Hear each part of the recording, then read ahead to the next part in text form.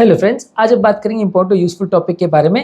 आज हम बात करेंगे कौन कौन सी बीमारियों में बॉडी में इन्फ्लेमेशन या सूजन बढ़ती है, यानी इन्फ्लेमेशन या सूजन के क्या क्या कारण होते हैं, उसको जानने का समझने का प्रयास करेंगे। क्योंकि काफ़ी केसेस में ऐसा होता है, काफ़ी स्टडीज़ ने भी ऐसा शो किया है कि जिनके भी बॉडी में ज़्यादा इन्फ्लेमेशन या सूजन होती है उनको हार्ट अटैक या हार्ट रिलेटेड प्रॉब्लम्स का या इन्फ्लेमेशन रिलेटेड प्रॉब्लम्स होने का चांस कंपेरेटिवली ज़्यादा होता है। तरह तरह की बीमारियां उनको होती है, हार्ट अटैक, स्ट्रोक्स, ये सारे कॉम्प्लिकेशंस उनको ज़्यादा होते हैं।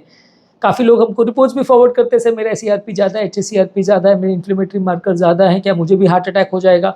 मार्कर इतने हैं तो क्या ब्लॉकेजेस कितना होगा? देखिए, मार्कर्स इन्फ्लेमेशन के अगर ज़्यादा हैं तो ब्लॉकेजेस को एग्जैक्टली प्रेडिक्ट कर पाना मुश्किल है।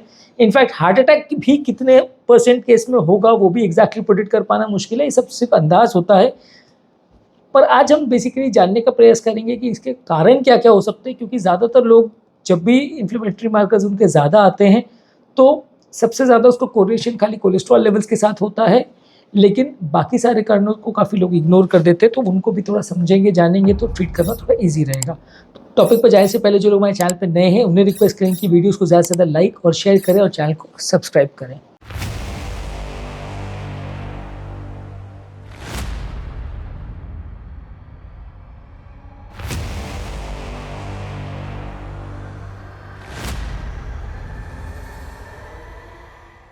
देखिए, अगर कोई भी बॉडी में किसी भी कारण से कोई भी इन्फेक्शन आ रहा है, जो भी कीटाणु अगर बॉडी में आ रहे हैं जो कि बॉडी को किसी भी तरह से इन्फ्लेम कर रहे हैं, नुकसान कर रहे हैं, तो बॉडी में उनसे लड़ने के लिए इन्फ्लेमेटरी मार्कर्स एक्टिवेट हो जाएंगे, जैसे ESR, CRP।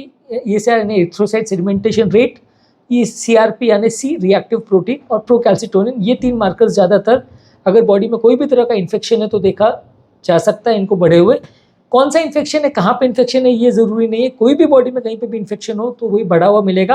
और ये भी जानना समझना ज़रूरी है कि ये इन्फेक्शन हार्ट का हो ऐसा कोई ज़रूरी नहीं है। बॉडी के किसी भी अंग में इन्फेक्शन हो तो बढ़ सकता है, तो इसलिए इन्फेक्शन बढ़ जाएगा तो इससे हार्ट अटैक बढ़ ही जाएगा ऐसा कोई ज़रूरी नहीं। हाँ, लेकिन इन्फ्लेमेशन अगर बढ़ता है तो बॉडी में क्लॉटिंग की टेंडेंसी बढ़ती है तो हार्ट अटैक का चांस बढ़ जाता है।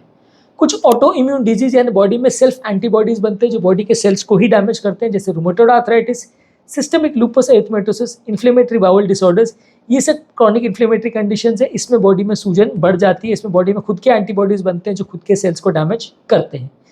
इसके अलावा कोई भी कारण से किसी को टिश्यू इंजरी हो रही है या टिश्यू में डैमेज हो रहा है, या किसी को कोई चोट लगी है, जैसे कि कोई सर्जरी की वजह से, कोई ट्रॉमा की वजह से, कोई इंजरीज की वजह से, तो उसमें सूजन आने का चांस ज़्यादा है। इसके अलावा कुछ क्रॉनिक इन्फ्लेमेटरी कंडीशंस है, जैसे एस्थमा है, क्रॉनिक किडनी डिजीज़ है, डायबिटीज़ है। ये सारी बीमारियों में भी बॉडी में थोड़ा इन्फ्लेमेटरी मार्कर्स या सूजन ज़्यादा देखने को मिलता है। कार्डियोवैस्कुलर प्रॉब्लम जैसे एथेरोस्क्लेरोसिस यानी नली की बीमारियाँ, नलियों में कोरोनरी आर्टरी डिजीज़ हो, या हार्ट रिलेटेड कोई भी सूजन वाली बीमारी हो, मायोकार्डाइटिस वगैरह हो, ये सब में भी बॉडी में इन्फ्लेमेटरी मार्कर्स ज़्यादा देखे जा सकते हैं। यानी कि हार्ट की भी सिर्फ ब्लॉकेज वाली बीमारियों में ये कोरिलेटेड है ऐसा ज़रूरी नहीं है। मान लीजिए किसी का CRP या ऐसा कुछ ज़्यादा है और उसको हार्ट का प्रॉब्लम है तो भी वो हार्ट रिलेटेड इन्फ्लेमेशन हो सकता है, मायोकार्डाइटिस हो सकता है, पेरिकार्डिटिस हो सकता है, कुछ भी हो सकता है, जिसमें ज़रूरी नहीं है कि पेशेंट को हार्ट अटैक हो या ब्लॉकेजेस हो। तो इसलिए ये मार्कर्स बहुत ज़्यादा नॉन स्पेसिफिक होते हैं, इसलिए इसके लिए उतना ज़्यादा सर फोड़ने का ज़रूरत नहीं है, क्योंकि बहुत सारे कारणों से बढ़ सकता है। हाँ, आज का पर्पज़ हमारा ये है कि हम डिस्कस कर रहे हैं कि कौन कौन से कारणों से बढ़ सकता है, ताकि इनमें से कोई अगर कारण आपको मिल जाए तो आप आपकी बीमारी को डायग्नोज कर सको और ट्रीट कर सको। कुछ कैंसर्स है, जैसे खासकर लंग कैंसर और कोलोरेक्टल कैंसर और लिम्फोमास वगैरह में भी ये बढ़ जाता है। इसके अलावा बॉडी में कोई एलर्जिक रिस्पॉन्स हो, कोई भी चीज़ का एलर्जी हो या हाइपर यूस्नोफिलिया हो तो भी ये बढ़ सकता है।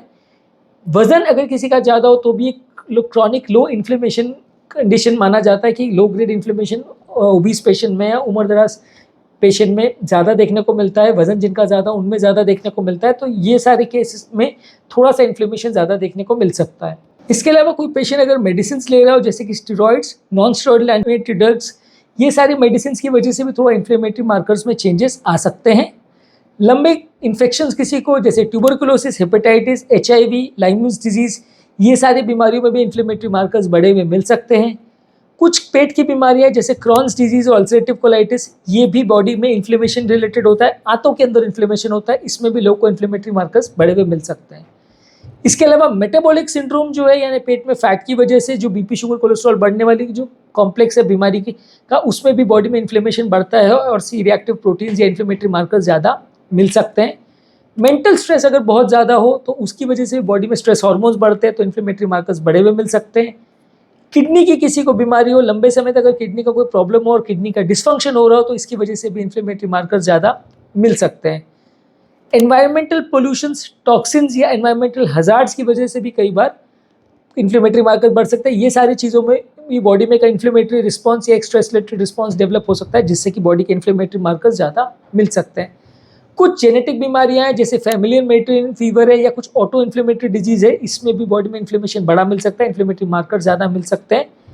कुछ व्यसन है जैसे कि स्मोकिंग है, अल्कोहल है, ये सारी चीज़ें भी बॉडी में इन्फ्लेमेशन को ट्रिगर करती है, तो इसमें भी इन्फ्लेमेटरी मार्कर्स ज़्यादा मिल सकते हैं। तो टॉपिक का बेसिकली समरी है कि कोई भी चीज़ जो बॉडी में इन्फ्लेमेशन ट्रिगर करती है, चाहे वो इन्फेक्शन हो, कोई एंटीबॉडी रिलेटेड बीमारी हो, टिश्यू में कोई इंजरी हो, कोई ऐसी बीमारी हो जिसमें बॉडी में कोई इन्फ्लेमेशन हो रहा हो, इन्फेक्शन हो रहा हो, वजन ज़्यादा हो, मेटाबॉलिक सिंड्रोम हो, पेट का कोई इन्फेक्शन हो, इन्फ्लेमेटरी कंडीशन हो, पेट का कोई इन्फेक्शन हो, किडनी का प्रॉब्लम हो, स्लीप डिसऑर्डर्स हो, जेनेटिक कंडीशंस हो, एनवायरमेंटल पोल्यूशन की वजह से या व्यसन जैसे स्मोकिंग और अल्कोहल है, इनकी वजह से भी सीआरपी मार्कर्स या इन्फ्लेमेटरी मार्कर्स ज़्यादा मिल सकते हैं। तो इसलिए इन्फ्लेमेशन अगर ज़्यादा है तो उसका सिर्फ ये की मतलब नहीं है कि ब्लॉकेज हो गया, उसका मतलब यह है कि इनमें से कोई भी कारण हो सकता है जिसमें इन्फ्लेमेशन हो सकता है, और इनमें से क्या कारण है वो आपको ढूंढने की ज़रूरत है ताकि आप प्रॉपर्ली उसको ट्रीट कर सको।